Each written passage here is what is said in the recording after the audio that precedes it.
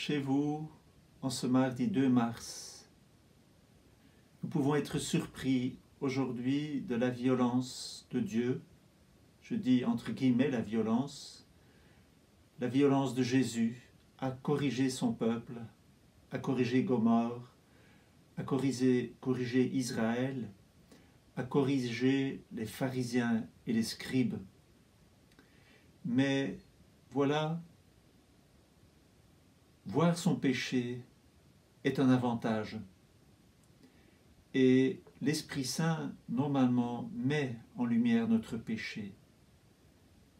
Parce que celui qui peut et qui reconnaît son péché peut être sauvé.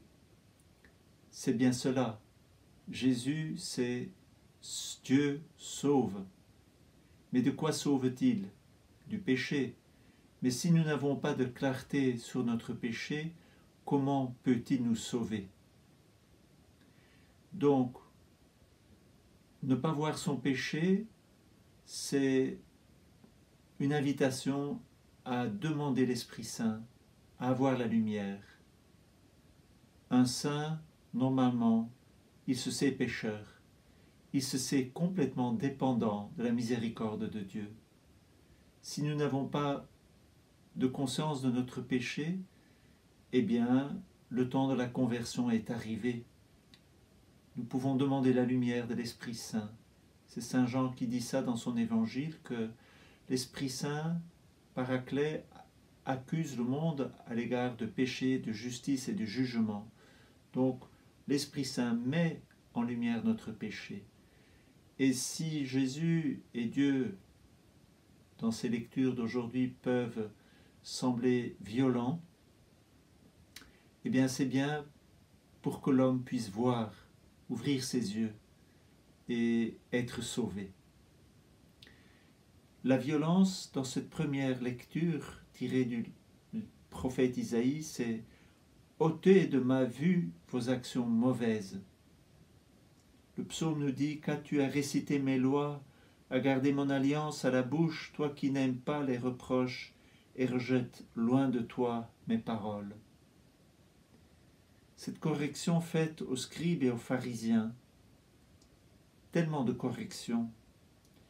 Ils attachent de pesants fardeaux difficiles à porter aux autres, et ils en chargent les épaules, mais eux-mêmes ne veulent pas les remuer d'un doigt. Ils font leurs actions pour être remarqués des gens. Ils élargissent leurs phylactères et rallongent leurs franges à leurs vêtements. Ils aiment les places d'honneur dans les dîners, les sièges d'honneur dans les synagogues, les salutations pour les places publiques. Ils aiment recevoir des gens le titre de rabbi. C'est peut-être ce que nous pouvons demander à l'Esprit Saint pendant ce carême, qui nous montre notre péché pour que Jésus puisse nous sauver de notre péché. Écoutez encore ce que dit le prophète Isaïe. « Si vos péchés sont comme l'écarlate, ils deviendront aussi blancs que neige. S'ils sont rouges comme le vermillon, ils deviendront comme de la laine. » Eh bien, remercions le Seigneur Jésus qui s'est livré à la croix pour nos péchés. C'est lui qui a offert un sacrifice, le seul sacrifice qui puisse plaire à Dieu et rétablir la justice. C'est pour cela qu'à 2 reprises aujourd'hui, nous entendons que le véritable sacrifice qui plaît à Dieu, c'est un sacrifice d'action de grâce. Eh bien, rendons grâce à Dieu de nous avoir donné Jésus. Rendons grâce à Dieu qui nous a sauvés.